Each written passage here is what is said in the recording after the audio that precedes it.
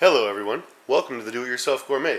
Today we are going to be whipping egg whites for the purpose of making a meringue. This is going to be an example of soft-peaked egg whites so that they can be mixed in, folded, turned into souffle, and a sponge cake as well if you please. Now when we start to mix, it's going to take a while and it's going to spray a good bit, so you want to start on low and probably pulse it a bit until the egg whites start to gather a little bit of volume. Now you don't want to use too much power because you don't want to break the egg whites either.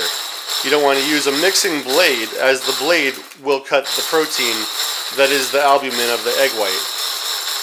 When you do it slowly and let it gather the air and not whip it crazily, then the protein doesn't break and you get yourself a better quality protein chain in your final product.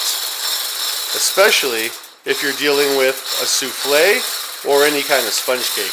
Now you'll know there's soft peaks when you lift it up,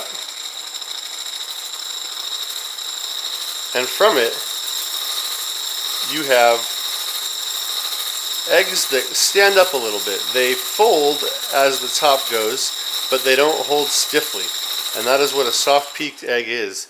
And that is not soft peaks yet, but it will be in just about a minute and a half of constant whipping here.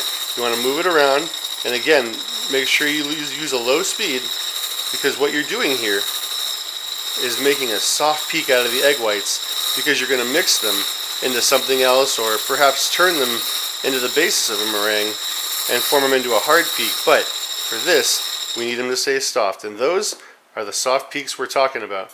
Do-it-yourself gourmet, ladies and gentlemen.